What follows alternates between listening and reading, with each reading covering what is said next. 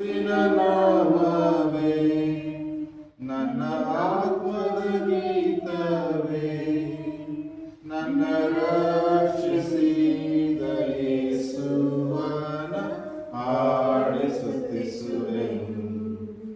ನನ್ನ ರಕ್ಷಿಸಿದ ಯೇಸುವನ ಹಾಡಿ ಸ್ತುತಿಸುವೆನು. ಸ್ತುತಿಸಿ ಹೊಗಳುವೆ ದೇವಾದಿ ದೇವನೇ, ಪುನೀತ ಹೃದಯದಿಂದಲೇ. ಸ್ತುತಿಸಿ ಹೊಗಳುವೆ ದೇವಾದಿ ದೇವನೇ, ಪುನೀತ ಹೃದಯದಿಂದಲೇ. ಘೋರ ಭಯಂಕರವಾದ ತೆರೆಯು ಮುಳುಗಿ ಹೋಗುವ ಸಮಯ, ಘೋರ ಭಯಂಕರವಾದ ತೆರೆಯು ಮುಳುಗಿ ಹೋಗುವ ಸಮಯ. ಕಾಯು ಕೈಗಳಿಂದ ಎದೆಯೊಳಗಿಸಿದ ಪ್ರೀತಿ ಎಂದು ಹಾಡುವೆ. ಕಾಯ್ದು ಕೈಗಳಿಂದ ಎದೆಯೊಳು ಸೇರಿಸಿದ ಪ್ರೀತಿ ಎಂದು ಹಾಡುವೆ. ಯೇಸುವಿನ ನಾಮವೇ ನನ್ನ ಆತ್ಮದ ಗೀತವೇ, ನನ್ನ ರಕ್ಷಿಸಿದ ಯೇಸುವನ ಹಾಡಿ ಸ್ತುತಿಸುವೆನು. ನನ್ನ ರಕ್ಷಿಸಿದ ಯೇಸುವನ ಹಾಡಿ ಸ್ತುತಿಸುವೆನು.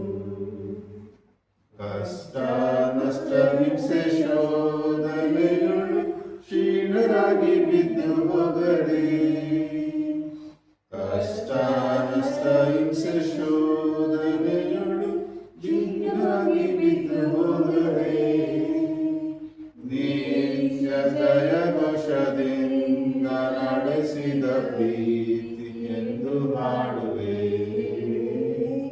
ನಿತ್ಯ ಜಯ ಘೋಷದಿಂದ ನಡೆಸಿದ ಪ್ರೀತಿ ಎಂದು ಹಾಡುವೆ.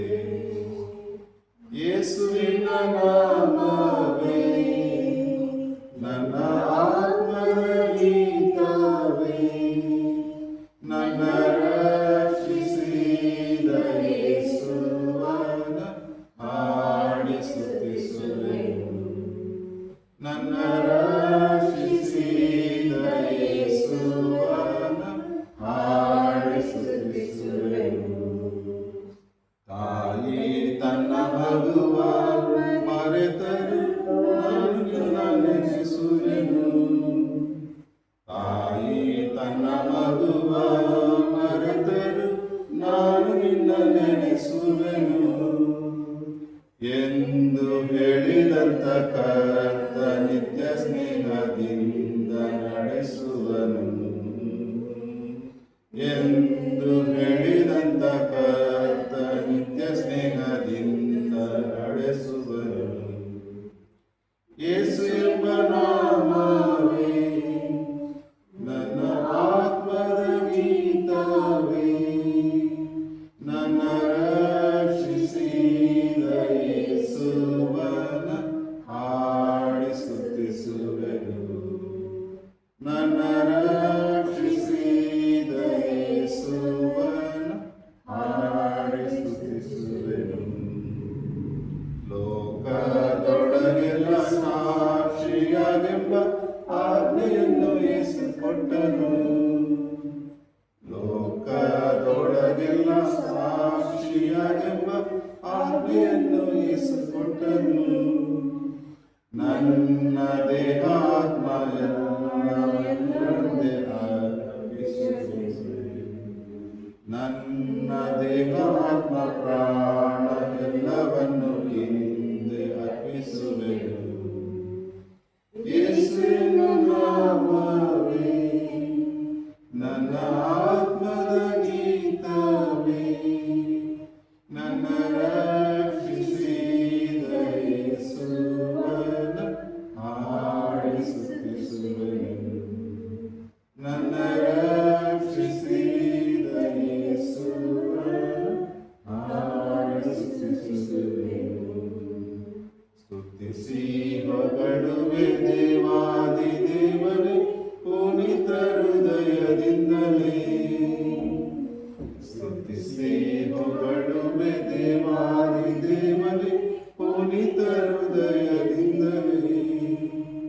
ನಿನ್ನ ಇಂದು ಎಂದು ಇರುವ ದೇವರನ್ನು ಹಾಡಿ ಸ್ತುತಿಸುವೆನು.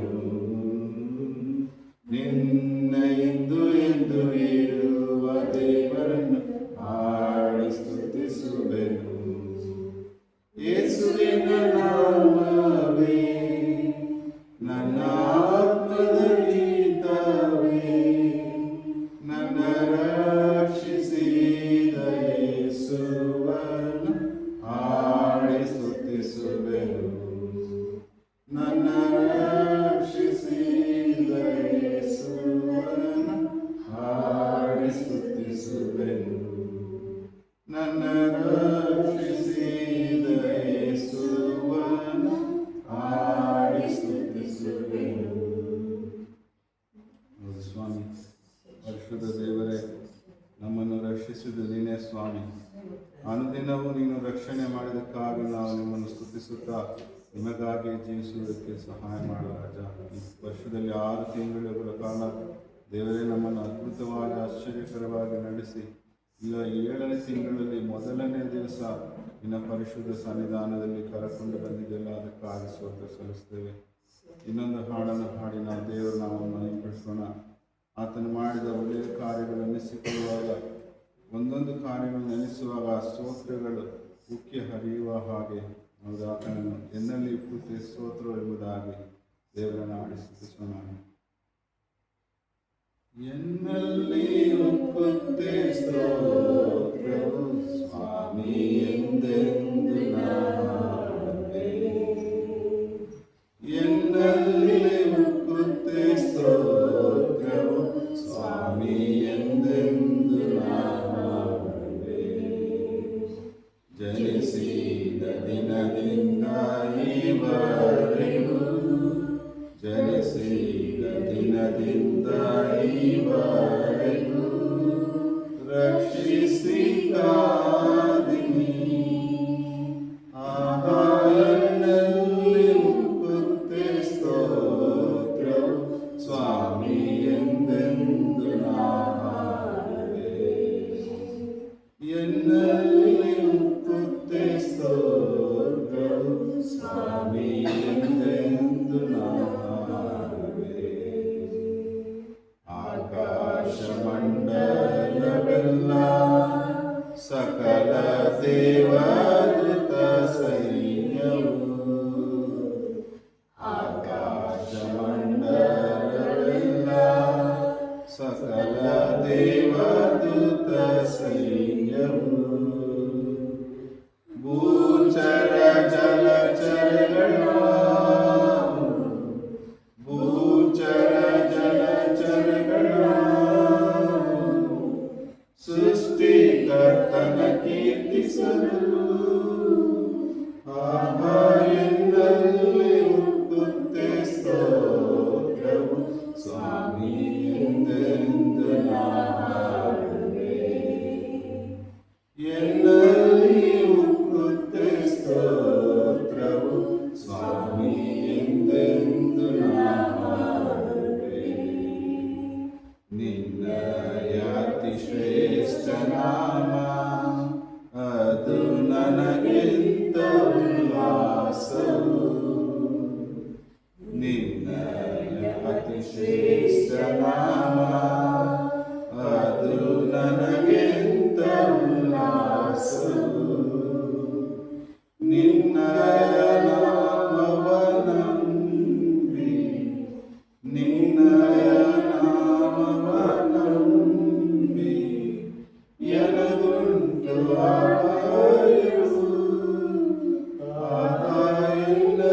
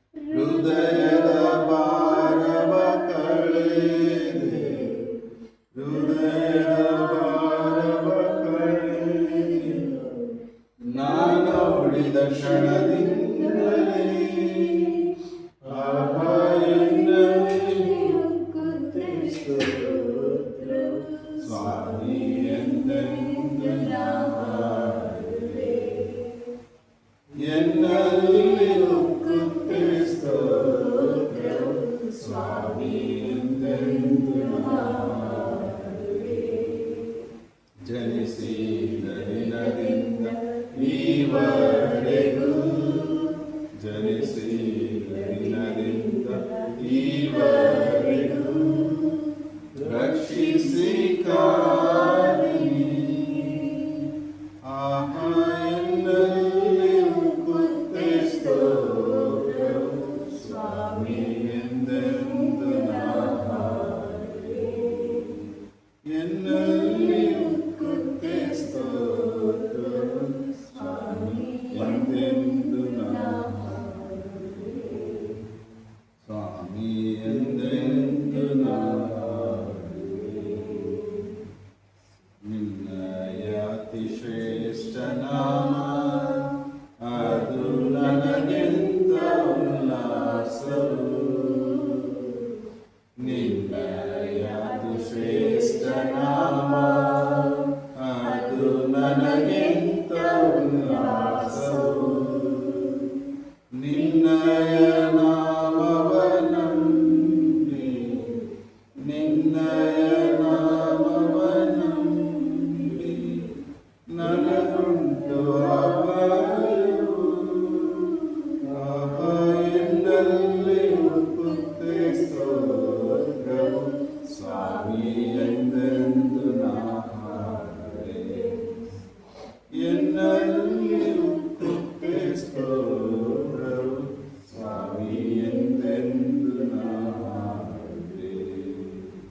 ನಿನ್ನಯ ಪ್ರೀತಿಯ ಕಂಡೆ ಆ ಕಲ್ವಾರಿ ಶಿಲುಬೆಯಲ್ಲಿ. ನಿನ್ನಯ ಪ್ರೀತಿಯ ಕಂಡೆ ಆ ಕಲ್ವಾರಿ ಶಿಲುಬೆಯಲ್ಲಿ. ಹೃದಯದ ಭಾರವ ಕಳೆದೆ ಹೃದಯದ ಭಾರವ ಕಳೆದು ನಾನೋಡಿದ ಕ್ಷಣದಿಂದಲೇ.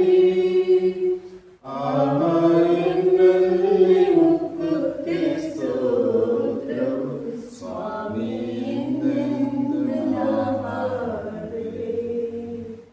ಎನ್ನಲ್ಲಿಯೂ ಕುತ್ತೆ ಸ್ತೋತ್ರವು ಸ್ವಾಮಿ ಎಂದೆಂದು ನಾ ಹಾಡುವೆನು. ಆಕಾಶಮಂಡಲವೆಲ್ಲ ಸಕಲ ದೇವದೂತ ಸೈನ್ಯವು. ಆಕಾಶಮಂಡಲವೆಲ್ಲ ಸಕಲ ದೇವದೂತ ಸೈನ್ಯವು. ಭೂಚರ ಜಲಚರಗಳು ಭೂಚರ ಜಲಚರಗಳು ಸೃಷ್ಟಿಕರ್ತನ ಕೀರ್ತಿಸಲು. ಆಹಾ ಎನ್ನಲ್ಲಿಯೂ ಕುತ್ತೆ ಸ್ತೋತ್ರವು ಸ್ವಾಮಿ ಎಂದೆಂದು ನಾ ಹಾಡುವೆನು. ಎನ್ನಲ್ಲಿಯೂ ಕುತ್ತೆ ಸ್ತೋತ್ರವು ಸ್ವಾಮಿ ಎಂದೆಂದು ನಾ ಹಾಡುವೆನು. ಜನಿಸಿದ ದಿನದಿಂದ ಈವರೆಗೂ ಜನಿಸಿದ ದಿನದಿಂದ ಈವರೆಗೂ ರಕ್ಷಿಸಿ ಕಾದಿರಿ. ಆಹಾ ಎನ್ನಲ್ಲಿಯೂ ಕುತ್ತೆ ಸ್ತೋತ್ರವು ಸ್ವಾಮಿ ಎಂದೆಂದು ನಾ ಹಾಡುವೆನು. ಎನ್ನಲ್ಲಿಯೂ ಕುತ್ತೆ ಸ್ತೋತ್ರವು ಸ್ವಾಮಿ ಎಂದೆಂದು ನಾ ಹಾಡುವೆನು. ಆದು ಸ್ವಾಮಿ ಪರಿಶುದ್ಧ ದೇವನೇ, ಅಪ್ಪ ನಮ್ಮ ಹೃದಯವು ನೀನು ಮಾಡಿದ ಒಳ್ಳೆಯದನ್ನು ನೆನೆಸಿಕೊಂಡು ಅಪ್ಪ ನಿನ್ನ ಪ್ರೀತಿಯನ್ನು ನೆನೆಸಿಕೊಂಡು ಆ ಕಲ್ವಾರಿ ಶಿಲುಬೆಯಲ್ಲಿ ನಮಗೋಸ್ಕರ ನಿನ್ನ ಪ್ರಾಣವನ್ನೇ ಕೊಟ್ಟಿದ್ದೆಯಲ್ಲಪ್ಪ. ಅದು ಕರ್ತನೆ, ನಮ್ಮನ್ನು ನಿರ್ದೋಷಿಗಳನ್ನಾಗಿ ನಿನ್ನ ಸನ್ನಿಧಾನದಲ್ಲಿ ನಿಲ್ಲಿಸಿಕೊಂಡಿದೆಯಲ್ಲ ಸ್ವಾಮಿ. ಅದಕ್ಕಾಗಿ ನಿಮಗೆ ಸ್ತೋತ್ರ ಸಲ್ಲಿಸ್ತಾ ಇದ್ದೇವೆ. ಈ ಒಂದು ಮುಂಜಾನೆಯ ಪ್ರಾರ್ಥನೆಯಲ್ಲೂ ಸಹ ನಿನ್ನ ಪ್ರಸನ್ನತೆಯು ನಮ್ಮನ್ನು ಆವರಿಸಿಕೊಂಡು ಅಪ್ಪ ನಡೆಸುತ್ತಾ ಇರೋದಕ್ಕಾಗಿ ನಾವು ಸ್ತೋತ್ರ ಸಲ್ಲಿಸ್ತಾ ಇದ್ದೇವೆ. ಹೌದು ಕರ್ತನೆ, ಈಗಲೂ ನಿನ್ನ ವಾಕ್ಯಕ್ಕಾಗಿ ನಾವು ಹೋಗುವಾಗ ಪರಿಶುದ್ಧ ಆತ್ಮನೇ, ಇನ್ನು ನಮಗಾಗಿಟ್ಟಿರುವ ವಾಕ್ಯವನ್ನು ದಯಪಾಲಿಸುವುದಕ್ಕಾಗಿ ಸ್ತೋತ್ರ ಸಲ್ಲಿಸ್ತೇವೆ. ಯೇಸು ನಾಮದಲ್ಲಿ ತಂದೆ.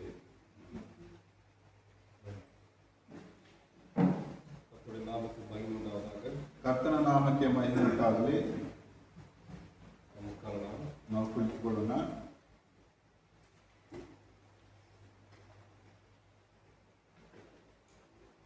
காலை வேளையிலே தேவனுடைய சன்னிதானத்துக்கு வந்திருக்கிறவர்கள் யாவரையும் ஆண்டவராக இயேசு கிறிஸ்துவின் நாமத்தால் மீண்டுமாக வரவேற்கிறேன். ಈ ಒಂದು ಬೆಳಗಿನ ಸಮಯದಲ್ಲಿ ದೇವರಾದ ಯೇಸು ಕ್ರಿಸ್ತನ ಸನ್ನಿಧಾನಕ್ಕೆ ಬಂದಿರುವ ನಿಮ್ಮವರನ್ನು ಆತನ ಹೆಸರಿನಲ್ಲಿ ಮತ್ತೆ ಆಹ್ವಾನಿಸುತ್ತೇನೆ. கர்த்தரை காண வேண்டும், தரிசிக்க வேண்டும் என்று சொல்லி ஆண்டவரை தேடி வந்திருக்கிற உங்களை ஆண்டவர் கனப்படுத்துவார். ಕರ್ತನನ್ನು ಕಾಣಬೇಕೆಂದು ದರ್ಶಿಸಬೇಕೆಂದು ಬಂದಿರುವ ನಿಮ್ಮನ್ನು ದೇವರು ಘನಪಡಿಸುತ್ತಾನೆ. உங்களோடு கூட ஆன்லைனிலே இணைந்திருக்கிற விசுவாசிகள் இருக்கிறார்கள். ನಮ್ಮೊಡನೆ ಆನ್ಲೈನ್ನಲ್ಲಿ ಸೇರಿಕೊಂಡಿರುವ ವಿಶ್ವಾಸಿಗಳು ಸಹ ಇದ್ದಾರೆ. அவர்களையும் கர்த்தர் ஆசீர்வதிப்பாராக. ಅವರನ್ನು ಸಹ ಕರ್ತನು ಆಶೀರ್ವದಿಸಲಿ. இந்த மாதத்திற்கென்று நாம் தியானிக்க வேண்டிய வேத பகுதிக்காக நான் கர்த்தருடைய சமூகத்திலே காத்திருக்கும் போது ಈ ತಿಂಗಳಿಗೆಂದು ನಾವು ಧ್ಯಾನಿಸುವ ವೇದವಾಕ್ಯಕ್ಕಾಗಿ ಕರ್ತನ ಸನ್ನಿಧಾನದಲ್ಲಿ ಕಾದಿರುವಾಗ ஆண்டவர் ஒரு வார்த்தையை இடத்திலே சொன்னார். ದೇವರು ಒಂದು ವಾಕ್ಯವನ್ನು ನನ್ನ ಬಳಿ ಹೇಳಿದರು. நான் கட்டுவேன் என்று சொல்லி. ನಾನು ಕಟ್ಟುತ್ತೇನೆ ಎಂಬುದಾಗಿ. இந்த மாதம் ஆண்டவர் நம்முடைய சபைக்கு கொடுக்கிற வார்த்தை இதுதான். ಈ ತಿಂಗಳಲ್ಲಿ ದೇವರು ನಮ್ಮ ಸಭೆ ಕೊಡುವ ವಾಕ್ಯವಿದ್ದೇನೆ. நான் கட்டுவேன். ನಾನು ಕಟ್ಟುತ್ತೇನೆ. ஆண்டவர் ஒரு மனிதனை கட்ட சித்தம் வைத்துக் கொள்ளும் போது, ದೇವರು ಒಬ್ಬ ಮನುಷ್ಯನನ್ನು ಕಟ್ಟುವುದಕ್ಕೆ ಚಿತ್ತಗೊಳ್ಳುವಾಗ அந்த மனுஷனை நிராகரிக்க எந்த மனுஷனால முடியாது. ಆ ಮನುಷ್ಯನನ್ನು ನಿರಾಕರಿಸುವುದಕ್ಕೆ ಯಾವ ಮನುಷ್ಯನಿಂದಲೂ ಆಗುವುದಿಲ್ಲ. ஏனென்று சொன்னால் தேவன் கட்டுகிற ஒவ்வொரு காரியமும் அது மிகவும் சிறந்த காரியமாக தான் இருக்க முடியும். ಯಾಕಂದರೆ ದೇವರು ಕಟ್ಟುವಂತಹ ಒಂದೊಂದು ಕಾರ್ಯವೂ ಅದು ಶ್ರೇಷ್ಠವಾದ ಕಾರ್ಯವಾಗಿರುತ್ತದೆ. அவர் உருவாக்கின ஒவ்வொரு சிருஷ்டிப்புகளும் வித்தியாசமாக இருக்கிறது. ಆತನು ಉಂಟು ಮಾಡಿದ ಒಂದೊಂದು ಸೃಷ್ಟಿಗಳು ವ್ಯತ್ಯಾಸವಾಗಿದೆ. அவர் உருவாக்கி இருக்கிற ஒவ்வொரு சிருஷ்டிப்புக்கும் நோக்கம் இருக்கிறது. ಆತನು ಉಂಟು ಮಾಡಿದ ಒಂದೊಂದು ಸೃಷ್ಟಿಗಳಿಗೂ ಒಂದು ಉದ್ದೇಶ ಇದೆ. அவர் உருவாக்கி இருக்கிற ஒவ்வொரு சிருஷ்டிப்பும் அவசியமாக இருக்கிறது. ಆತನು ಉಂಟು ಮಾಡಿದ ಒಂದೊಂದು ಸೃಷ್ಟಿಗಳು ಅವಶ್ಯಕವಾಗಿದೆ. அவர் உருவாக்கின ஒவ்வொரு காரியமும் மனுஷனும் ஜீவராசிகளும் அவருடைய சித்தத்தை நிறைவேற்றுவதற்காகவே செயல்பட்டு கொண்டிருக்கிறது. ಆತನು ಉಂಟು ಮಾಡಿದಂತಹ ಕಾರ್ಯಗಳು, ಆತನು ಉಂಟು ಮಾಡಿದ ಜೀವರಾಶಿಗಳು ಆತನ ಚಿತ್ತವನ್ನು ನೆರವೇರಿಸುವುದಕ್ಕಾಗಿ ಕ್ರಿಯೆ ಮಾಡುತ್ತಾ ಇದೆ. இந்த இடத்துல ஆண்டவர் யூதா மக்களை பார்த்து இந்த வசனத்தை சொல்லுகிறார். ಈ ಒಂದು ಸ್ಥಳದಲ್ಲಿ ಯಹೂದ್ಯರನ್ನು ಕುರಿತಾಗಿ ದೇವರ ವಾಕ್ಯವನ್ನು ಹೇಳುತ್ತಾನೆ. இந்த ஹிஸ்டாரிக்கல் பேக்ரவுண்ட் நீங்க பார்ப்பீர்கள் என்று சொன்னால், ಈ ಚರಿತ್ರೆಯ ಹಿಂಭಾಗವನ್ನು ನೀವು ನೋಡುವಾಗ நேபுகாத் நேச்சர் என்று சொல்லக்கூடிய பாபிலோனுடைய ராஜா, ನೆಬೂಕದ್ನೆಚ್ಚರ್ ಎಂಬುವ ಬಾಬಿಲೋನಿನ ಒಂದು ಅರಸನು யூத மக்களை சிறைப்பிடித்து அவன் எடுத்து செல்கிறான். ಯಹೂದ್ಯ ಜನರನ್ನು ಅವನು ಸೆರೆ ಹಿಡಿದು ತೆಗೆದುಕೊಂಡು ಹೋಗ್ತಾನೆ. சிறைப்பிடித்து எடுத்து செல்லும் போது அவன் யாரை எடுத்து செல்கிறான் என்று சொன்னால், ಅವನು ಸೆರೆದು ಹಿಡಿದು ಕೊಂಡು ಹೋಗುವಾಗ ಯಾರನ್ನು ಅವನು ತೆಗೆದುಕೊಂಡು ಹೋಗ್ತಾನೆ ಅಂದ್ರೆ அந்த யூதா பட்டணத்தில் இருக்கக்கூடிய தலை சிறந்த நபர்களை அவன் எடுத்து செல்கிறான். ಆ ಯಹೂದದ ಪಟ್ಟಣದಲ್ಲಿರುವ ಶ್ರೇಷ್ಠರಾದ ವ್ಯಕ್ತಿಗಳನ್ನು ಅವನು ಕೊಂಡು ಹೋಗ್ತಾನೆ. வாலிப வயதுள்ளவர்கள், ವಯಸ್ಕರನ್ನು, வேலை செய்வதற்கு ஏற்ற மக்கள், ಕೆಲಸ ಮಾಡುವುದಕ್ಕೆ ಶಕ್ತರಾದಂತಹ ಜನರು, தேவாலயங்களிலே வேலை செய்து கொண்டிருந்த ஆசாரியர்கள், ಕೆಲಸ அந்த ದೇವಸ್ಥಾನದಲ್ಲಿ ಕೆಲಸ ಮಾಡುತ್ತಿದ್ದ ಆ ಯಾಜಕರು, தீர்க்கதரிசிகள், ಪ್ರವಾದಿಗಳು, எதிர்காலத்திலே இவன் நல்ல ஒரு மனிதனாக வர முடியும் என்று சொல்லக்கூடிய ஸ்கோப் இருந்த எல்லாரையும் அவன் தேர்ந்தெடுத்து எடுத்து சென்று விட்டான். ಭವಿಷ್ಯದಲ್ಲಿ ಇವನು ಒಳ್ಳೆಯ ಪ್ರಜೆಯಾಗಿ ಬರ್ತಾನೆ ಎಂಬಂತ ಎಲ್ಲವನ್ನೂ ಸಹ ಆರಿಸಿಕೊಂಡು ತೆಗೆದುಕೊಂಡು ಹೋದ. அந்த கூட்டத்திலே தான் தானியேலும் எசேக்கியேலும் இருக்கிறார்கள். ಅದೇ ಒಂದು ಕೂಟದಲ್ಲಿ ದಾನಿಯೇಲನು ಎಸೇಕಿಯೇಲನು ಸಹ ಇದ್ದಾರೆ. சோ இப்படி அவர்களை எடுத்து செல்லும் போது, ಈ ರೀತಿಯಾಗಿ ಅವರು ಕೊಂಡು ಹೋಗಲ್ಪಡುವಾಗ அவர் நினைக்கிறார்கள் நாம் சபிக்கப்பட்டவர்களாக இருக்கிறோம், ಅವರು ಅಂದುಕೊಳ್ತಾರೆ ನಾವು ಶಪಿಸಲ್ಪಟ್ಟವರು ಎಂಬುದಾಗಿ. தேவன் எங்களை கைவிட்டு இருக்கிறார் என்று சொல்லி நினைக்கிறார்கள். ದೇವರು ನಮ್ಮನ್ನು ಕೈಬಿಟ್ಟಿದ್ದಾನೆ ಎಂಬುದಾಗಿ ಅವರು ಅಂದುಕೊಳ್ಳುತ್ತಾರೆ. ஆனால் கர்த்தருடைய வார்த்தை அவர்களுக்கு நேராக வருகிறது. ಆದರೆ ಕರ್ತನ ವಾಕ್ಯ ಅವರಿಗೆ ನೇರವಾಗಿ ಬರ್ತದೆ.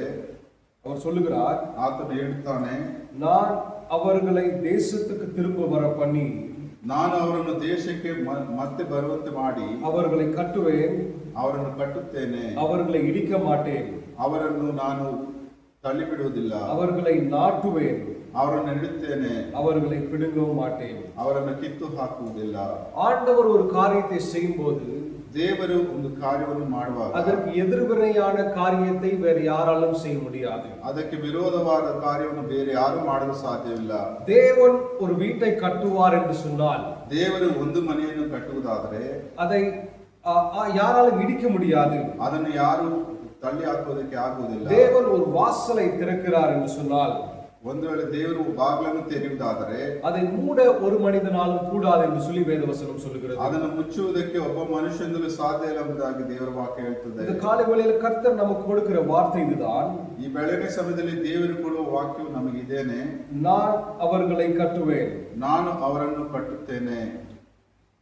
ஆண்டவர் ஒரு மனிதனை கட்ட ஆரம்பிக்கிறதுக்கு முன்பதாக ದೇವರು ಒಬ್ಬ ಮನುಷ್ಯನನ್ನು ಕಟ್ಟುವುದಕ್ಕೆ ಮೊದಲು அவனை எந்த நோக்கத்திற்காக கட்ட வேண்டும் என்று சொல்லி ஒரு சித்தத்தை முதலாவது வைத்திருப்பார். ಅವನನ್ನು ಯಾವ ಉದ್ದೇಶಕ್ಕಾಗಿ ಕಟ್ಟಬೇಕೆಂಬ ಒಂದು ಚಿತ್ತವನ್ನು ಆತನು ಇಟ್ಟಿರ್ತಾನೆ. நாம் ஒரு வீட்டை கட்டுகிறோம் என்று சொன்னால் ನಾವು ಒಂದು ಮನೆಯನ್ನು ಕಟ್ಟುವುದಾದರೆ எதற்காக நான் அந்த வீட்டை நான் கட்ட வேண்டும், ಯಾತಕ್ಕಾಗಿ ಆ ಮನೆಯನ್ನು ಕಟ್ಟಬೇಕು, எப்படி அந்த வீட்டை நான் கட்ட வேண்டும், ಹೇಗೆ ಆ ಮನೆಯನ್ನು ಕಟ್ಟಬೇಕು, எத்தனை அறைகள் இருக்க வேண்டும், எத்தனை அம்சங்கள் இருக்க வேண்டும் என்று சொல்லி நாம் தெளிவாக திட்டமிடுகிறோம். ಅದರಲ್ಲಿ ಎಷ್ಟು ಕೊಠಡಿಗಳಿರಬೇಕು ಮತ್ತು ಎಷ್ಟು ಅಂಶಗಳಿರಬೇಕು ಎಂಬ ಸ್ಪಷ್ಟತೆಯಿಂದ ನಾವು ಅದನ್ನು ಕಟ್ಟುತ್ತೇವೆ. நாம் அப்படி கட்டும்போது ನಾವು ಆ ರೀತಿ ಕಟ್ಟುವಾಗ எந்தெந்த தேவையான மெட்டீரியல்ஸ் இருக்கிறோ அதை தேவையான காரியங்களை கண்டிப்பா நாம் வாங்குவோம். ಅದಕ್ಕೆ ಅವಶ್ಯಕವಾಗಿರುವ ಒಂದೊಂದು ವಸ್ತುಗಳನ್ನು ನಾವು ಖಂಡಿತವಾಗಿ ಕೊಂಡುಕೊಳ್ತೇವೆ. அதை கேர்ஃபுல்லா சூஸ் பண்ணி கொண்டு வந்து நாம் வைத்து அந்த வீட்டை நாம் கட்டுவோம். ನಾವು ತುಂಬಾ ಗಮನದಿಂದ ಅರಸಿ ಅದನ್ನು ಕೊಂಡು ಬಂದು ಅದನ್ನ ಮನೆಯನ್ನು ಕಟ್ಟುತ್ತೇವೆ. அந்த வீட்டை கட்டும்போது ಆ ಮನೆಯನ್ನು ಕಟ್ಟುವಾಗ அதிலே வேலை செய்யக்கூடிய வேலையாட்கள், ಅದರಲ್ಲಿ ಕೆಲಸ ಮಾಡುವ ಕೆಲಸಗಾರರು தலை சிறந்தவர்களாக தான் நாம் கொண்டு வர முயற்சி செய்வோம். ಅವರು ಶ್ರೇಷ್ಠರಾದವರನ್ನೇ ನಾವು ಕೊಂಡು ಬರ್ತೇವೆ. வேலை தெரிந்தவர்களை தான் நாம் கொண்டு வருவோம். ಕೆಲಸ ಗೊತ್ತಿರುವವರನ್ನೇ ನಾವು ಕೊಂಡು ಬರ್ತೇವೆ. இப்படி கட்டி ஒவ்வொரு முறையும் அந்த வீடு எப்படி ಪ್ರೋಗ್ರೆಸ್ ಆಗುತ್ತದೆ ಎಂದು சொல்லி ನಾವು பார்த்து கொண்டிருப்போம். ಈ ರೀತಿ ಕಟ್ಟುವಾಗ ಮನೆಯು ಹೇಗೆ ಬೆಳೆಯುತ್ತಾ ಇದೆ ಎಂಬುದನ್ನು ನಾವು ನೋಡ್ತಾ ಇರ್ತೇವೆ. அதன் மீது நாம் கண்ணை வைத்து நாம் ஒவ்வொரு நாளும் அதன் மீது கரிசனை உள்ளவர்களாக நாம் செயல்பட்டு கொண்டிருப்போம். ನಾವು ಅದರ ಮೇಲೆ ನಮ್ಮ ದೃಷ್ಟಿಯನ್ನು ಇಟ್ಟು ನಾವು ಯಾವಾಗಲೂ ಅದರ ಮೇಲೆ ಕನಿಕರವುಳ್ಳವರಾಗಿರುತ್ತೇವೆ.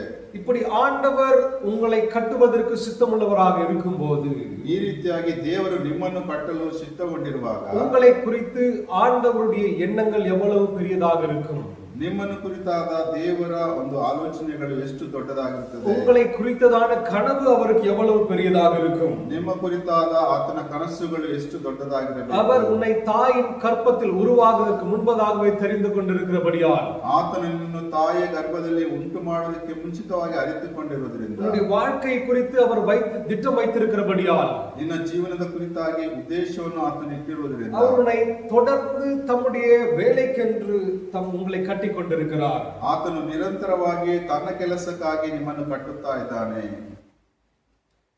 ஆண்டவர் ஒவ்வொரு மனிதனையும் கட்டுகிறார். ದೇವರು ಒಬ್ಬೊಬ್ಬ ಮನುಷ್ಯನನ್ನು ಕಟ್ಟುತ್ತಾರೆ. ஒரே மாதிரியாக கட்டுவதில்லை, ಒಂದೇ ರೀತಿಯಾಗಿ ಕಟ್ಟುವುದಿಲ್ಲ. விசேஷ விதமாக ஒவ்வொருவரையும் ஆண்டவர் கட்டுகிறவராக இருக்கிறார். ವಿಶೇಷ ರೀತಿಯಲ್ಲಿ ಒಬ್ಬೊಬ್ಬರನ್ನು ಸಹ ದೇವರು ಕಟ್ಟುವವನಾಗಿದ್ದಾನೆ. ஆண்டவர் உங்களையும் என்னையும் எந்த தேவைக்காக முன்குறித்திருக்கிறாரோ, ದೇವರು ನಿಮ್ಮನ್ನು ನನ್ನನ್ನು ಯಾತಕ್ಕಾಗಿ ಆತನು ಮುಂದೆ ಆರಿಸಿಕೊಂಡಿದ್ದಾನೋ, எந்த திட்டத்திற்காக முன்குறித்து வைத்திருக்கிறாரோ, ಯಾವ ಒಂದು ಚಿತ್ತಕ್ಕಾಗಿ ಆತನು ಆರಿಸಿಕೊಂಡಿದ್ದಾನೋ அந்த தேவைக்கு போதுமான அளவுக்கு நம்மை கட்டுகிற தேவனாக இருக்கிறார். ಆ ಒಂದು ಅಳತೆಗೆ ತಕ್ಕಂತೆ ನಮ್ಮನ್ನು ಕಟ್ಟುವ ದೇವರಾಗಿದ್ದಾನೆ. அவர் சொல்லுகிறார், நான் உன்னை இடிக்கிற தேவன் அல்ல. ಆತನು ಹೇಳ್ತಾನೆ, ನಿನ್ನನ್ನು ನಾನು ತಳ್ಳಿ ಬಿಡುವುದಕ್ಕೆ ಅಲ್ಲ. மற்றவர்கள் யோசிக்கலாம், நீ மேலே இருக்கிறாய், கீழே எழுந்திருக்கிறாய், உன்னுடைய சமுதாயத்தில் இந்த அளவுக்கு இருக்கிறாய் என்று சொல்லி. ಬೇರೆಯವರು ಅಂದುಕೊಳ್ಳಬಹುದು, ನೀನು ಸಮಾಜದಲ್ಲಿ ಈ ಒಂದು ಅಂತಸ್ತಿನಲ್ಲಿ ಈ ರೀತಿಯಾಗಿ ಇದ್ದೆ ಎಂಬುದಾಗಿ. அது அவர்களுடைய கண்ணோட்டமாக இருக்கிறது. ಅದು ಅವರ ನೋಟವಾಗಿದೆ. ஆனால் கர்த்தருடைய கண்ணோட்டத்திலே, ಆದರೆ ಕರ್ತನ ದೃಷ್ಟಿಯಲ್ಲಿ அவருடைய சாயலிலே ಉನ್ನತமாக நாம் உருவாக்கப்பட்டிருக்கிறோம். ಆತನ ಸ್ವರೂಪದಲ್ಲಿ ಉನ್ನತವಾಗಿ ನಾವು ಸೃಷ್ಟಿಸಲ್ಪಟ್ಟಿದ್ದೇವೆ. அவருடைய கரங்களாக நாம் செயல்படக்கூடிய பிள்ளைகளாக இருக்கிறோம்.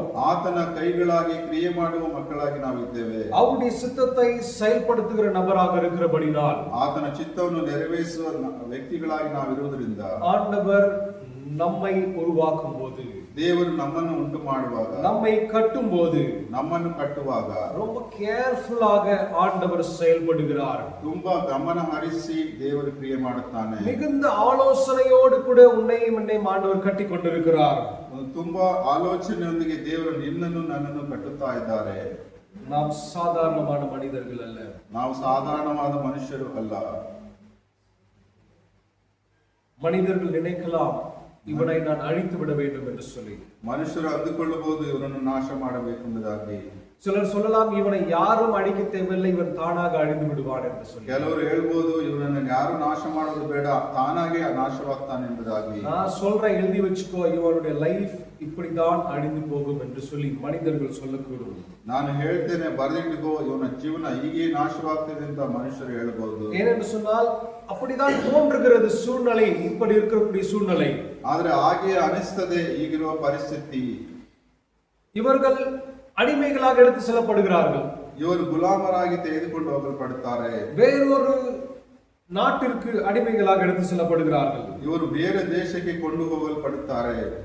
அவருடைய வாழ்க்கையிலே தாங்கள் நினைத்த இஷ்டப்பட்ட காரியங்களை செய்ய முடியாது. ಅವರ ಜೀವನದಲ್ಲಿ ಅವರು ಇಷ್ಟಪಟ್ಟ ಕಾರ್ಯಗಳನ್ನು ಮಾಡಲು ಸಾಧ್ಯವಿಲ್ಲ. தங்களுடைய சொந்த வாழ்க்கை கூட வாழ முடியாது. ತಮ್ಮ ಸ್ವಂತ ಜೀವನವನ್ನು ಸಹ ಜೀವಿಸಲು ಆಗುವುದಿಲ್ಲ.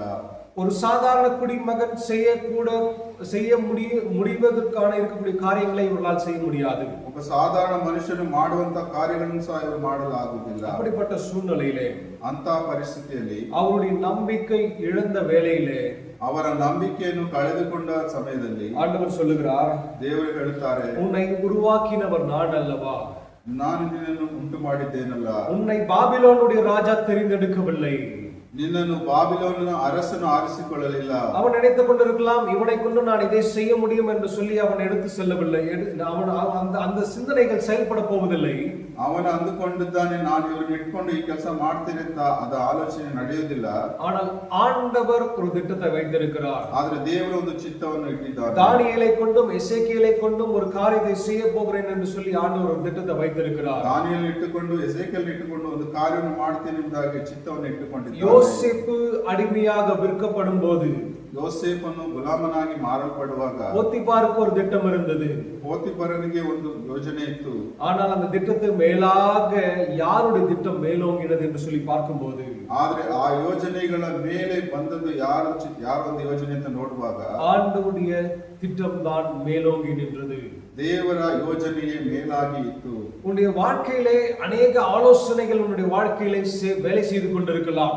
ನಿನ್ನ ಜೀವನದಲ್ಲಿ ಅನೇಕ ಯೋಚನೆಗಳು ಕೆಲಸ ಮಾಡ್ತಾ ಇರಬಹುದು. ಬೇರೆ மனிதர்களுடைய ஆலோசனைகள் கிரியை செய்து கொண்டிருக்கலாம். ಬೇರೆ ಮನುಷ್ಯರ ಆಲೋಚನೆಗಳು ಕ್ರಿಯೆ ಮಾಡ್ತಾ ಇರಬಹುದು. உன்னுடைய ஆலோசனைகளே உனக்கு விரோதமாக கிரியை செய்து கொண்டிருக்கலாம். ನಿನ್ನ ಆಲೋಚನೆಗಳೇ ನಿನಗೆ ವಿರೋಧವಾಗಿ ಕ್ರಿಯೆ ಮಾಡ್ತಾ ಇರಬಹುದು. ஒரு காரியத்தை இந்த காலைவெளி நாம் விளங்கிக் கொள்ள வேண்டும். ಒಂದು ಕಾರ್ಯವನ್ನು ಬೆಳಗಿನ ಸಮಯದಲ್ಲಿ ಅರ್ಥ ಮಾಡಿಕೊಳ್ಳಬೇಕು. உன் மீது கர்த்தருடைய ஆலோசனை எவ்வளவு அதிகமாக இருக்கிறது.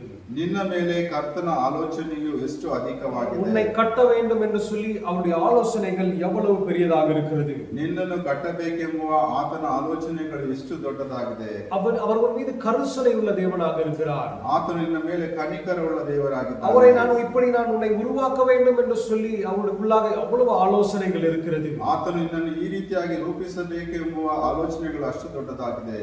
அவர் சொல்லுகிறார், நான் அவனை கட்டுவேன். ಆತನು ಹೇಳುತ್ತಾನೆ, ನಾನು ಅವರನ್ನು ಕಟ್ಟುತ್ತೇನೆ. நான் கர்த்தர் என்று அறியும் இருதயத்தை அவர்களுக்கு கொடுப்பேன். ನಾನೇ ಕರ್ತನೆಂಬುದನ್ನು ಅರಿತುಕೊಳ್ಳುವ ಹೃದಯವನ್ನು ಅವರಿಗೆ ಕೊಡುತ್ತೇನೆ. அவர்கள் என் ஜனமாய் இருப்பார்கள். ಆತನು ಅವರು ನನ್ನ ಜನರಾಗಿರುತ್ತಾರೆ. நான் அவர்கள் தேவனாக இருப்பேன். ನಾನು ಅವರಿಗೆ ದೇವರಾಗಿರುತ್ತೇನೆ. அவர்கள் தங்கள் முழு இருதயத்தோடு என்னிடத்திற்கு திரும்புவார்கள். ಅವರು ಪೂರ್ಣ ಹೃದಯದೊಂದಿಗೆ ನನ್ನ ಬಳಿಗೆ ತಿರುಗುತ್ತಾರೆ என்று இஸ்ரவேலின் தேவனாகிய கர்த்தர் சொல்லுகிறார் ಎಂಬುದಾಗಿ ಇಸ್ರಾಯೇಲ್ ದೇವರಾದ ಕರ್ತನು ಹೇಳುತ್ತಾರೆ. ஆண்டவர் ஒரு மனிதனை கட்டும்போது, ದೇವರು ಒಬ್ಬ ಮನುಷ್ಯನನ್ನು ಕಟ್ಟುವಾಗ அவர் அந்த மனிதனை குறித்து வைத்திருக்கிற ஆலோசனைகள் மாத்திரம் பெரியதல்ல. ಆತನ ಮನುಷ್ಯನ ಕುರಿತಾಗಿಟ್ಟಿರುವ ಆಲೋಚನೆಗಳು ಮಾತ್ರ ದೊಡ್ಡದಲ್ಲ. அந்த மனிதனுக்கும் ஆண்டவருக்கும் இருக்கக்கூடிய நெருக்கம் மிகவும் அதிகமாக மாறுகிறது. ಆ ವ್ಯಕ್ತಿಗೂ ದೇವರಿಗಿರುವಂತಹ ಸಂಬಂಧವು ತುಂಬಾ ನಿಕಟವಾಗಿರುತ್ತದೆ. இந்த யூதாவுடைய மக்கள் வேறு ஒரு ராஜ்யத்திற்கு எடுத்து செல்லப்படுகிறார்கள். ಆ ಯಹೂದ್ಯದ ಒಂದು ಜನರನ್ನು ಬೇರೆ ಒಂದು ರಾಜ್ಯಕ್ಕೆ ಅವರು ಕೊಂಡು ಹೋಗುತ್ತಾರೆ. குடும்பமாக எடுத்து செல்லப்படவில்லை, மனிதர்களாக செலக்ட் பண்ணி எடுத்து செல்லப்படுகிறார்கள். ಕುಟುಂಬವಾಗಿ ಅವರು ಕೊಂಡು ಹೋಗಲಿಲ್ಲ, ಒಬ್ಬ ವ್ಯಕ್ತಿಗಳಾಗಿ ಅವರು ಕೊಂಡು ಹೋಗುತ್ತಾರೆ. குடும்பத்திலிருந்து ದೂರ இருக்கிறார்கள். ಕುಟುಂಬದಿಂದ ಅವರು ದೂರವಾಗಿದ್ದಾರೆ. உறவினர்கள் பக்கத்தில் இல்லை, ಸಂಬಂಧಿಕರು ಪಕ್ಕದಲ್ಲಿ ಇಲ್ಲ. ஆனால் ಆಂಡவர் சொல்லுகிறார், ಆದ್ರೆ ದೇವರು ಹೇಳುತ್ತಾನೆ, நான் இருப்பேன். ನಾನು ಇರುತ್ತೇನೆ. சொந்தக்காரங்க கூட இருக்க முடியாது பல சூழ்நிலைகளிலே. ಬಂಧು ಮಿತ್ರರು ನಮ್ಮ ಜೊತೆಗೆ ಇರುವುದಕ್ಕಾಗಲಿಲ್ಲ ಅನೇಕ ಪರಿಸ್ಥಿತಿಗಳು. குடும்பத்தினர் ಅನೇಕ ವೇಳೆயிலே கூட இருக்க முடியாது. ಕುಟುಂಬದವರು ಅನೇಕ ವೇಳೆಗಳಲ್ಲಿ ಜೊತೆಗೆ ಇರಲು ಆಗುವುದಿಲ್ಲ. ஆனால் இது எல்லாவற்றையும் தாண்டி, ಆದರೆ ಇದೆಲ್ಲವನ್ನು ದಾಟಿ எல்லோருக்கும் தகப்பனாக இருக்கிற நம்முடைய தேவன், ಎಲ್ಲರಿಗೂ ತಂದೆ ಆಗಿರುವ ನಮ್ಮ ದೇವರು, தாயை போல நேசிக்கிற நம்முடைய தேவன், ತಾಯಿಯ ರೀತಿಯಲ್ಲಿ ಪ್ರೀತಿಸುವ ನಮ್ಮ ದೇವರು நம்மோடு கூட நெருங்கி இருக்கிறார் என்று சொல்லி நாம் உணர்ந்து கொள்ள முடியும். ನಮ್ಮೊಂದಿಗೆ ಆತನು ಸಮೀಪವಾಗಿ ಇದ್ದಾನೆ ಎಂಬುದನ್ನು ನಾವು ಅರ್ಥ ಮಾಡಿಕೊಳ್ಳಬೇಕು. அவர்கள் என் ஜனமாக இருப்பார்கள். ಅವರು ನನ್ನ ಜನರಾಗಿರುತ್ತಾರೆ. அவர்கள் யூதா ஜனங்கள் அல்ல. ಅವರು ಯಹೂದದ ಜನರಲ್ಲ. நேபுகாத்நேச்சர் நினைத்துக் கொண்டிருக்கிறான் இவர்கள் யூதருடைய பிள்ளைகள் என்று சொல்லி. ನೆಬೂಕದ್ನೆಚ್ಚರನು ಅಂದುಕೊಂಡಿದ್ದಾನೆ ಇವರು ಯಹೂದ್ಯರ ಮಕ್ಕಳು ಎಂಬುದಾಗಿ. ஆனால் ಆಂಡவர் சொல்லுகிறார், ಆದರೆ ದೇವರು ಹೇಳುತ್ತಾನೆ, இவர்கள் என்னுடைய ஜனமாக இருப்பார்கள். ಇವರು ನನ್ನ ಜನರಾಗಿದ್ದಾರೆ. He adopts Judah. ಆತನು ಅವರನ್ನು ದತ್ತು ತೆಗೆದುಕೊಳ್ಳುತ್ತಾನೆ. ஆண்டவர் உங்களையும் என்னையும் அவர் அடாப்ட் பண்ணுகிற தேவனாக இருக்கிறார். ದೇವರು ನಿನ್ನನ್ನು ನನ್ನನ್ನು ದತ್ತು ತೆಗೆದುಕೊಳ್ಳುವನಾಗಿದ್ದಾನೆ. நம்முடைய சொந்த பிள்ளையாக எடுத்துக் கொள்கிறார். ತಮ್ಮ ಸ್ವಂತ ಮಕ್ಕಳಾಗಿ ಅವರು ಮಾಡಿಕೊಳ್ಳುತ್ತಾನೆ. அவருடைய நாமத்தை தரித்துக் கொள்ளக்கூடிய பிள்ளைகளாக நம்மை மாற்றுகிறார்.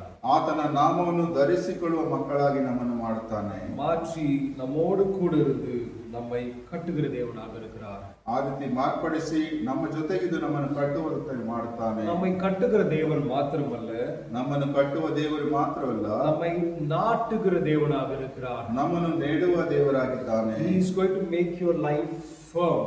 ನಿಮ್ಮ ಒಂದು ಜೀವನವನ್ನು ದೃಢಪಡಿಸುತ್ತಾನೆ. ஆண்டவர் இவ்வளவு ஆசீர்வாதத்தை கொடுப்பது எதற்காக? ದೇವರು ಇಷ್ಟು ಆಶೀರ್ವಾದವನ್ನು ಕೊಡುವುದು ಯಾತಕ್ಕಾಗಿ? நாம் அவரை பிரதிபலிக்கிற ஜனங்களாக இருப்பதற்காக தான்.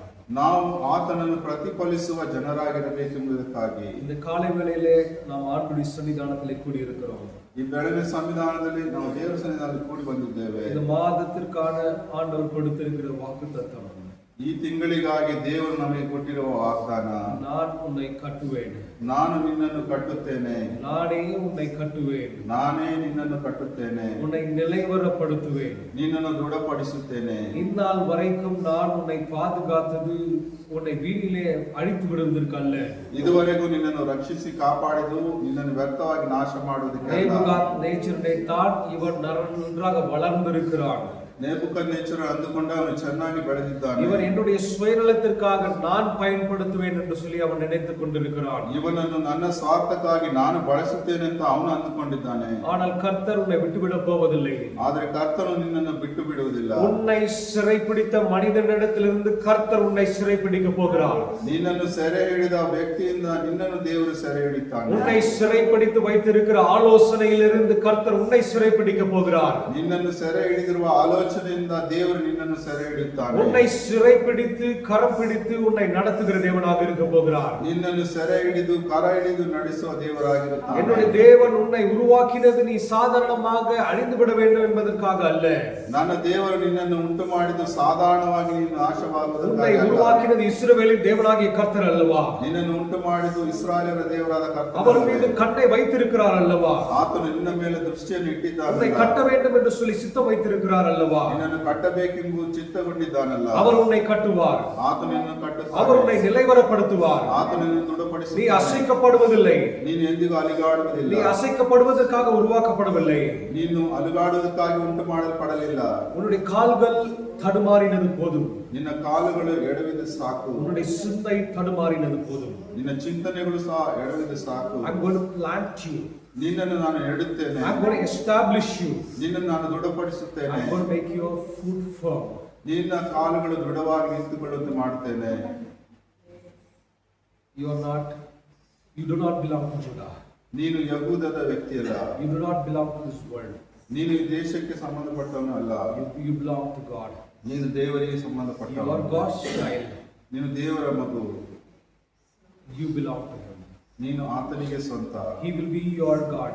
ಆತನೇ ನಿಮ್ಮ ದೇವರು, அவர் உங்களுடைய தேவனாக இருந்து ಆತನು ನಿಮ್ಮ ದೇವರಾಗಿದ್ದು உங்களுக்கு ஆலோசனை சொல்லி ನಿಮಗೆ ಆಲೋಚನೆಯನ್ನು ಹೇಳಿ உங்களை கட்டி ನಿಮ್ಮನ್ನು ಕಟ್ಟಿ உங்களை நிலைநிறுத்துவார். ನಿಮ್ಮನ್ನು ನೆಲೆ ನಿಲ್ಲಿಸುತ್ತಾನೆ. மாதம் முழுவதும் அப்படி ஆண்டவர் ஒரு அனுபவத்துக்குள்ளாக உங்களை நடத்த போகிறார். ದೇವರು ಈ ತಿಂಗಳು ಪೂರ್ತಿಯಾಗಿ ಅಂತಹ ಅನುಭವದಲ್ಲಿ நாம் ನಡೆಸಲಿದ್ದಾರೆ. இருக்கிற இடத்துல கண்களை மூடி நாம் அர்ப்பணிக்கலாமா? ನಾವು ಇರುವ ಸ್ಥಳಗಳಲ್ಲಿ ನಮ್ಮ ಕಣ್ಣುಗಳನ್ನು ಮುಚ್ಚಿ ನಾವು ಒಪ್ಪಿಸಿಕೊಳ್ಳೋಣ.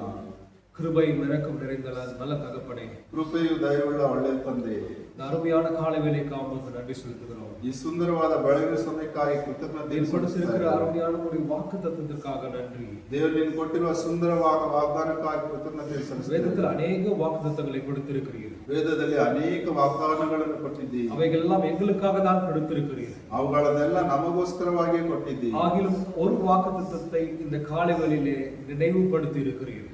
ಆದರೆ ಒಂದು ವಾಗ್ದಾನವನ್ನು ಈ ಬೆಳಗಿನ ಸಮಯದಲ್ಲಿ ಜ್ಞಾಪಕಪಡಿಸಿದ್ದೀರಿ. உமக்கு நன்றி தகப்பனே. ನಿಮಗೆ ಕೃತಜ್ಞತೆ ಸಲ್ಲಿಸುತ್ತೇವೆ. இந்த வாக்கு தத்தத்தை நாங்கள் பற்றிக்கொண்டு ಈ ವಾಗ್ದಾನವನ್ನು ಹಿಡಿದುಕೊಂಡು விசுவாசத்தோடு கூட இந்த மாதம் முழுவதும் நாங்கள் நடப்போம். ನಂಬಿಕೆಯಿಂದ ಈ ತಿಂಗಳೆಲ್ಲವೂ ನಾವು ನಡೆಯುತ್ತೇವೆ. நீர் எங்களோடு கூட இருக்க போகிறீர். ನೀವು ನಮ್ಮೊಂದಿಗೆ ಇರಲಿದ್ದೀರಿ. உம்முடைய பிரசன்னத்தை நாங்கள் அனுபவிக்க போகிறோம். ನಿನ್ನ ಪ್ರಸನ್ನತೆ ನಾವು உம்முடைய ಅನುಭವಿಸಲಿದ್ದೇವೆ. பாதுகாவலை நாங்கள் அனுபவிக்க போகிறோம். ನಿಮ್ಮ ರಕ್ಷಣೆಯನ್ನು ನಾವು ಅನುಭವಿಸಲಿದ್ದೇವೆ. உம்முடைய ஆசீர்வாதத்தை நாங்கள் அனுபவிக்க போகிறோம். ನಿನ್ನ ಆಶೀರ್ವಾದವನ್ನು ನಾವು ಅನುಭವಿಸಲಿದ್ದೇವೆ. அப்படிப்பட்ட கிருபைக்காக உமக்கு நன்றி. ಇಂತಹ ಕೃಪೆಗಾಗಿ ನಿನಗೆ ಸ್ತೋತ್ರ. ஜெபத்தை கேட்டபடியால் உமக்கு நன்றி செலுத்துகிறோம். ಪ್ರಾರ್ಥನೆಯನ್ನು ಕೇಳಿದ್ದಕ್ಕಾಗಿ ಕೃತಜ್ಞತೆ ಸಲ್ಲಿಸುತ್ತೇವೆ. ஜெபத்திலே சேர்ந்திருக்கிற ஒவ்வொரு பிள்ளைகளுக்காக குடும்பங்களுக்காக நன்றி செலுத்துகிறேன். ಪ್ರಾರ್ಥನೆಯಲ್ಲಿ ಸೇರಿರುವ ಒಂದೊಂದು ಮಕ್ಕಳಿಗಾಗಿ ಕುಟುಂಬಗಳಿಗಾಗಿ ನಿನಗೆ ಕೃತಜ್ಞತೆ ಸಲ್ಲಿಸುತ್ತೇನೆ. குடும்பங்கள் ஆசீர்வதிக்கப்பட்டிருக்கிறது. ಕುಟುಂಬಗಳು ಆಶೀರ್ವದಿಸಲ್ಪಟ್ಟಿರಲಿ. இந்த மாதம் முழுவதும் உம்முடைய கரத்தினாலே நடத்தப்படட்டும். ಈ ತಿಂಗಳೆಲ್ಲವೂ ನಿನ್ನ ಕೈಗಳಿಂದ ನಡೆಸಲ್ಪಡಲಿ. இயேசு கிறிஸ்துவின் மூலம் ஜெபிக்கிறோம் ஜீவனுள்ள நல்ல பிதாவே. ಯೇಸು ಕ್ರಿಸ್ತನ ಮೂಲಕವಾಗಿ ಪ್ರಾರ್ಥಿಸುತ್ತೇವೆ ಜೀವವುಳ್ಳ ತಂದೆ. ஆமென். ಆಮೆನ್. ஆமென். எழுந்திருந்து நாம் ஆசீர்வாதத்துக்கு நேராக கடந்து செல்வோம். ನಾವು ಎದ್ದು ನಿಂತು ಆಶೀರ್ವಾದದ ಕಡೆಗೆ ಹೋಗೋಣ. எல்லாரும் சேர்ந்து சொல்லலாம். ಎಲ್ಲರೂ ಒಟ್ಟಿಗೆ ಹೇಳೋಣ. என் ஆத்துமாவே கர்த்தரை ஸ்தோத்திரி, என் முழு உள்ளமே கர்த்தருடைய பரிசுத்த நாமத்தை ஸ்தோத்திரி. ನಾಮವನ್ನು ಕೀರ್ತಿಸಿರಿ. என் ஆத்துமாவே கர்த்தரை ஸ்தோத்திரி, ಪೂರ್ಣ ಕೊಂಡಾಡು. கர்த்தர் செய்த சகல உபகாரங்களையும் மறவாதே. ಇನ್ನೊಂದು ಮನೆಗೆ ಹೇಳು. நம்முடைய தேவனாகிய கர்த்தருடைய கிருபையும் ನಮ್ಮ ದೇವರಾದ ಕರ್ತನ ಕೃಪೆಯು, குமாரனாகிய இயேசு கிறிஸ்துவினுடைய அன்பும் ಕುಮಾರನಾದ ಯೇಸು ಕ್ರಿಸ್ತನ ಪ್ರೀತಿಯು, பரிசுத்த ஆவியினுடைய அன்பின் ஐக்கியமும் ಪರಿಶುದ್ಧ ಆತ್ಮನ ಪ್ರೀತಿಯ ಐಕ್ಯತೆಯು நம் அனைவரோடு கூட இருப்பதாக. ನಮ್ಮೆಲ್ಲರೊಂದಿಗೆ ಇರಲಿ. ஆமென். ಆಮೆನ್. கர்த்தர் ஒவ்வொருவரையும் ஆசீர்வதிப்பாராக. ಕರ್ತನು ನಿಮ್ಮೆಲ್ಲರನ್ನು ಆಶೀರ್ವದಿಸಲಿ. மாதம் முழுவதும் கர்த்தருடைய கரம் உங்களை நடத்தட்டும். ಈ ತಿಂಗಳೆಲ್ಲವೂ ಕರ್ತನ ಕರವನ್ನು ನಡೆಸಲಿ. கர்த்தருடைய ஆசீர்வதிப்பாராக.